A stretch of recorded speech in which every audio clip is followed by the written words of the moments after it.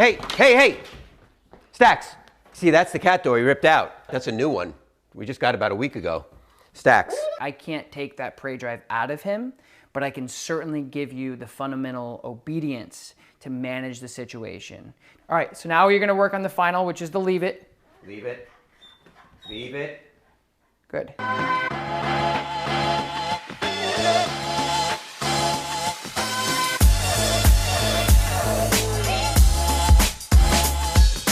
Hello everybody, and welcome back to the coolest dog training channel right here on YouTube. I'm Tom Davis, America's Canine Educator. Thank you so much for joining me here today. Today we have a case that we hear about a lot.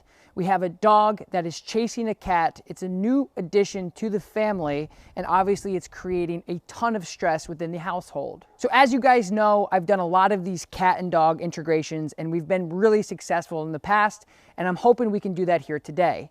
As you know, we don't have a ton of cats running around the Upstate Canine Academy, so we're doing it in-home. We're about to go in and meet the dog and the owners and see what we can do for them. Hello. Hey, come on in. I'm Tom. Fred. Nice to meet you. Nice to meet you too. Thanks for coming. Yeah, no problem. All right. We have a challenge here. Yeah, I heard. So let's see what we can do. Let's go have a seat actually, and we'll talk about what's going on. Great, come on in. So we've had Stax for a couple of weeks. He was in a shelter and he's about a year old. Great dog. We love him. He's been a handful. But when it comes to the cat, because we've had Tony, the cat, for a while now. And how old is Tony? Tony's probably about 7 years old, 8 years old. Oh, so we've had him for a while. He knows the house. He's comfortable in the house. And he pretty much ran the house until we brought Stax home. Perfect. And it was difficult from the beginning, because of how he just sees Tony as a prey.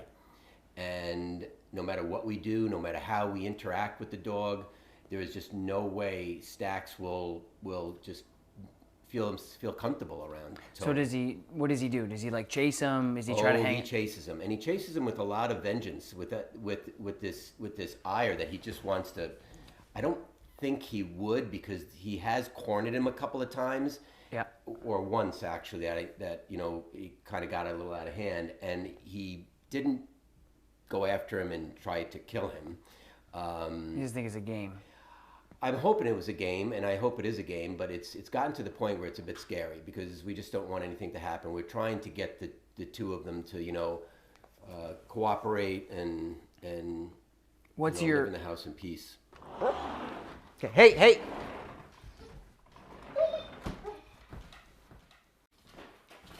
Hey! See, that's the cat door he ripped out. That's a new one. We just got about a week ago. Stax. So I always like to tell people in the integration process, like in your case, you're bringing in an adult dog to the house. Now, if you have a puppy, this is a little different, because puppies really can't do a lot of damage. They might chase the cat around and it might be cute, but they typically, in experiences like this, they typically grow up like my dogs. They're all 100 pounds or more. Once they grow up with the animal together, then they really just have a playful relationship. When you integrate a new dog that's maybe a year or older, or 6 months or older, you have to make sure that it's safe for the cat. So making sure that you're integrating with safety precautions. So some of those things will include like baby gates. And in your case, your dog is big enough where baby gate's not gonna work. He'll jump right over that thing, blow right through it. If you have a smaller dog, you can use a baby gate. And what that does is it's like when you put a new fish into a fish tank, it takes 24 hours for them to integrate into that tank and get used to the water, if you will. So that helps a lot with the integration process. It keeps them safe. It keeps the cat feeling a little safe. They're not being chased. If your cat can jump up on things, that's a little different too. That provides them a little bit of safety. But you got to make sure that if you are getting an adult dog, especially for you guys at home, you need to make sure that when you are bringing an adult dog in, that you have those safety precautions in place. And what I'm going to do too is I'm going to throw up what an X-Pen is in the corner here on the screen, because an X-Pen is basically like, some people use them for puppy raising, where it's like a really big playpen for a baby. Yes. But you can get them up to 4 feet, and I'll link a description in below. You guys can see what that looks like on Amazon or something. But what that does is it also allows your dog to be in an area that the cat is also associated with. So it's not great for bigger dogs because it is a small area.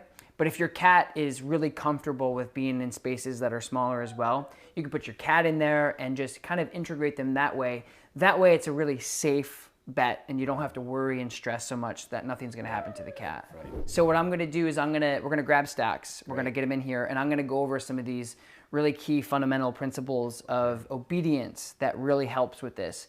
And I think the most important thing for you as a dog owner is to realize that we can't tell a fish not to swim. And in this case, it means like I can't take that prey drive out of him, but I can certainly give you the fundamental obedience to manage the situation. To say like, hey buddy, I know what you want to do, but I have to teach you these things. And right now it doesn't sound like you guys have any structure like within what you're doing. He's kind of running the roost, yeah?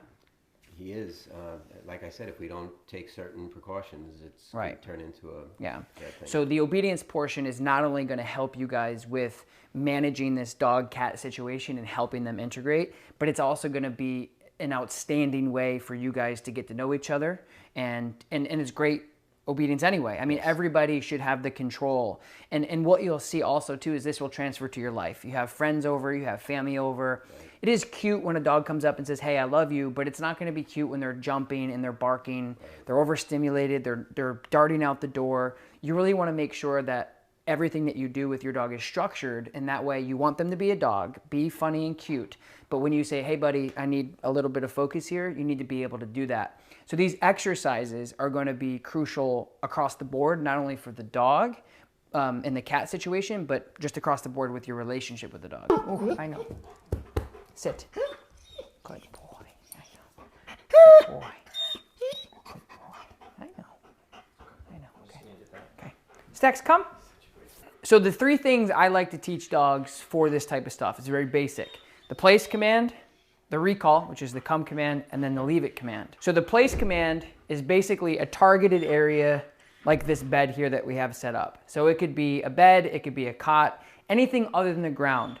And what we want to be able to do is say, hey dog, go there. Because what that does is it initially takes away and decompresses that pressure of him going like, where's the cat? So if you say, again, like we talked about before, I know what you want to do, you're a dog, you have a prey drive, but here's what I want you to do, and it'll decompress that prey drive.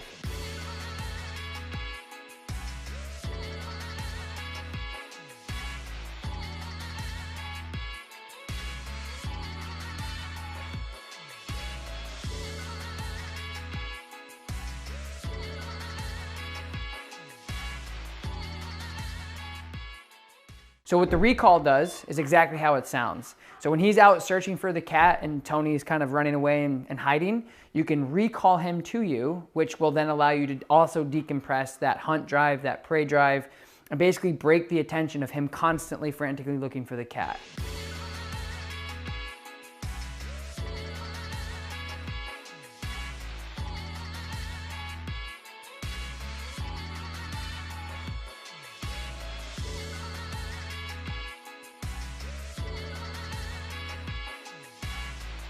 So last but not least will be the leave it command. The leave it command is going to be universally used for pretty much anything you do not want him engaged in.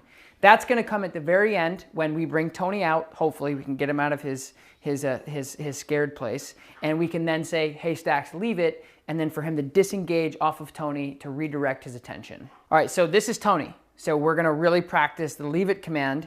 So you got to remember, Tony is in your hands. I have the ball. Stax, please. Good. Good. Good place. All right, now you're going to let him out.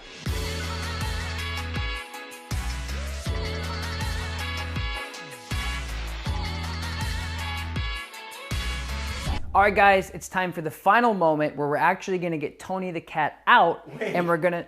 Do you think he's ready? Yeah, I think he's ready. I think that you guys worked really hard, and I think that... You don't think he's ready? If you think You got to... he's Listen, ready, you got to trust the process. If you think he's ready, I think he's ready. We have worked hard on it. If you think he's ready, I'm ready. I think he's ready. So as I was saying, we're going to get Tony the cat out, and we're going to try this out for real. Get cut up. Good. All right. So now what you're going to do is now we got the cat out. What I need you to do is you're going to... This is already better. Yeah. You're going to call him backwards, and you're going to tell him the place. So recall, walk backwards. Place. Good. Down. Stay. Good place. Good place. Stay. Stay. All right, so now you're gonna work on the final, which is the leave it. Leave it. Leave it. Good. All right, Fred, so now you're gonna recall him to you. Stacks, come. Good. Now send him to his place.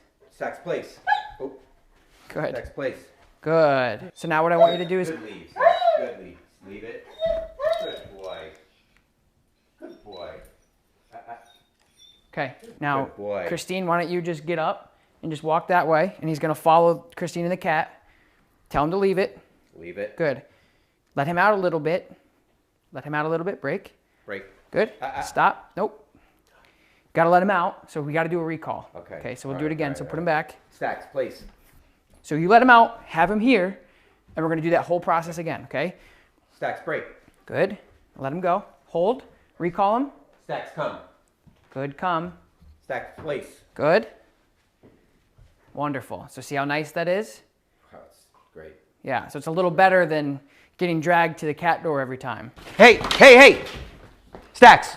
So those three things with the, hey, come back to me because I know you're interested. Yep. And then giving him a job of like, this is where I want you to be because Tony's got to live his life too. Yep. And then you telling him to leave it, to disengage him, to say like, okay, I won't go, will really, really help you guys in the future. Okay. And then again, what it does is it allows him to actually start associating Tony with like, hey, maybe this isn't so bad. And then eventually the goal is for them to coexist. And if not, you have the ability to manage this as long as you want to. Yeah. And it's really easy with that obedience. The whole quality of life is going to be different in this house with Tony being able to, walk around right. the house, do what he has to do, and having him under control. So you're not completely out of the woods yet. There's still a lot of work that you need to do, but now you're in a situation, you have the tools to manage it, and you're going to be a lot more successful now. Instead of just having him run around and be a shepherd, now he's going to be a shepherd with structure and control. Yes, I can see it. I can see we have the tools. There's no doubt about it, Tom. Thank you. Yeah, really. You're welcome. Thank you guys so very much for joining me here today on my channel. Don't forget, like this video, subscribe to my channel, and leave a comment down below and let me know what you guys thought of this video. Peace.